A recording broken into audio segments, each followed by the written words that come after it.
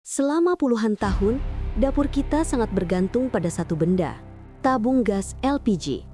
Terutama si melon hijau 3 kg yang telah menjadi urat nadi bagi jutaan rumah tangga dan usaha kecil di Indonesia.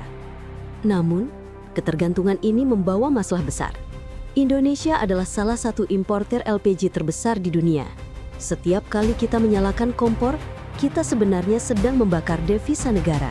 Subsidi untuk gas melon ini pun terus membengkak, membebani APBN dari tahun ke tahun. Kini, sebuah wacana lama yang sempat tenggelam kembali mencuat ke permukaan dengan target waktu yang lebih pasti. Pemerintah dilaporkan tengah menyiapkan sebuah rencana ambisius untuk mengakhiri era LPG. Gantinya bukan kompor listrik, bukan pula jaringan gas kota yang butuh infrastruktur pipa rumit. Penggantinya adalah sebuah senyawa kimia baru yang akan diproduksi secara massal dari sumber daya alam yang kita miliki, batu bara. Namanya adalah DME, singkatan dari dimethyl ether. Ya, Anda tidak salah dengar. Wacana hilirisasi atau pengolahan batu bara menjadi gas pengganti LPG ini kembali mendapatkan momentum. Berbagai laporan terbaru, mengutip dari pejabat tinggi pemerintah, menyebutkan bahwa proyek gasifikasi batu bara untuk menghasilkan DME siap dimulai. Targetnya tidak main-main. Produksi DME diharapkan bisa dimulai pada tahun 2026. Ini adalah langkah konkret untuk menekan impor LPG yang angkanya sudah sangat mengkhawatirkan. Lalu, apa sebenarnya DME ini? Kenapa harus dari batu bara?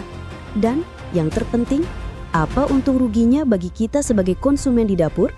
Mari kita bedah satu persatu. DME atau dimethyl ether adalah senyawa dengan rumus kimia CH3OCH3. Wujudnya adalah gas yang tidak berwarna, namun ia mudah dicairkan. Sifatnya inilah yang membuatnya sangat mirip dengan LPG. Karena mirip, DME bisa menggunakan infrastruktur logistik yang sudah ada. Tabung, fasilitas penyimpanan, dan jaringan distribusi LPG diklaim bisa dimanfaatkan juga untuk DME. Ini adalah solusi yang lebih murah secara infrastruktural ketimbang misalnya program jar gas yang mengharuskan penggalian pipa ke setiap rumah, atau program kompor induksi yang mengharuskan PLN menambah daya listrik besar-besaran. Dari mana DME ini berasal? Inilah poin utamanya. Dari gasifikasi batu bara. Indonesia adalah raksasa batu bara. Namun, mayoritas batu bara kita adalah batu bara kalori rendah yang harganya murah di pasar ekspor. Daripada diekspor mentah-mentah, pemerintah mendorong program hilirisasi. Batu bara kalori rendah ini akan dimasak dalam sebuah proses kimia yang disebut gasifikasi. Diubah menjadi gas sintetis dan produk akhirnya adalah DME. Pabrik raksasa untuk mengubah batu bara menjadi DME ini, seperti yang direncanakan di Tanjung Enim, Sumatera Selatan, akan menjadi senjata utama Indonesia untuk memproduksi bahan bakar gas sendiri. Apa klaim keuntungannya? Sangat banyak. Pertama, mengurangi impor. Ini tujuan utamanya. Jika kita bisa memproduksi 1,4 juta ton DME per tahun misalnya, itu disebut bisa menggantikan sekitar 1 juta ton impor LPG. Devisa negara triliunan rupiah bisa dihemat. Kedua, manfaatkan sumber daya lokal. Kita berhenti membakar dolar untuk impor gas dan mulai membakar batu bara kalori rendah kita sendiri yang cadangannya melimpah. Ini soal kedaulatan energi. Ketiga, lebih ramah lingkungan. Ini adalah poin yang paling sering diperdebatkan, namun menjadi materi promosi utama. Pemerintah dan para pendukungnya mengklaim bahwa pembakaran DME di kompor lebih bersih daripada LPG. Klaimnya, nyala api DME lebih biru, stabil, tidak menghasilkan partikulat atau jelaga, dan tidak mengandung sulfur. Hasil emisi gas rumah kacanya juga diklaim bisa berkurang hingga 20% dibandingkan dengan LPG. Ini terdengar seperti solusi ajaib, lebih bersih, lebih hemat devisa, dan berbasis sumber daya lokal. Namun, tunggu dulu, setiap rencana besar pasti memiliki tapi. Dan tapi untuk DME ini cukup signifikan. Mari kita bicara kekurangannya atau tantangan yang akan kita hadapi di dapur. Pertama, nilai kalori. Ini yang paling penting untuk ibu-ibu yang memasak.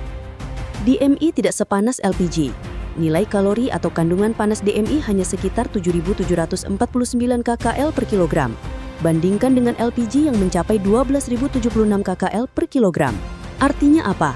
Untuk menghasilkan panas yang sama, Anda butuh DME lebih banyak. Perbandingannya, kira-kira 1,6 kg DME untuk setara 1 kg LPG. Secara sederhana, waktu memasak Anda akan jadi lebih lama. Uji coba yang dilakukan Kementerian ESDM di tahun-tahun sebelumnya pun mengakui hal ini. Waktu memasak dengan kompor DMI bisa 1,1 hingga 1,2 kali lebih lambat dibandingkan kompor LPG. Ini bisa menjadi masalah bagi pedagang makanan atau rumah tangga yang butuh kecepatan. Kedua, pergantian alat. Meskipun tabungnya bisa sama, kompornya harus diganti. DMI memiliki sifat korosif terhadap material karet tertentu dan memerlukan tekanan yang berbeda. Anda tidak bisa begitu saja menuang DMI ke kompor LPG. Pemerintah harus mengganti atau memodifikasi jutaan kompor di seluruh Indonesia. Ini adalah logistik raksasa dengan biaya yang sangat mahal, mengingatkan kita pada program konversi minyak tanah ke gas di masa lalu. Ketiga, isu bersih yang rumit. Tadi kita sebut DMI lebih bersih saat dibakar di kompor. Itu benar. Tapi, bagaimana dengan proses pembuatannya? DMI dibuat dari gasifikasi batu bara, sebuah proses industri berat yang sangat padat energi dan padat emisi karbon. Para aktivis lingkungan mengkritik keras rencana ini. Mereka menyebut ini bukan transisi energi, tapi hanya memindahkan emisi dari dapur warga ke cerobong asap pabrik gasifikasi. Ini adalah transisi energi palsu yang tetap mengandalkan energi fosil kotor yaitu batu bara, di saat dunia sedang berusaha beralih ke energi terbarukan seperti surya dan angin. Keempat, harga jual. Pemerintah mengklaim harga DMI bisa lebih murah dari LPG. Namun, ini sangat bergantung pada skala keekonomian pabrik.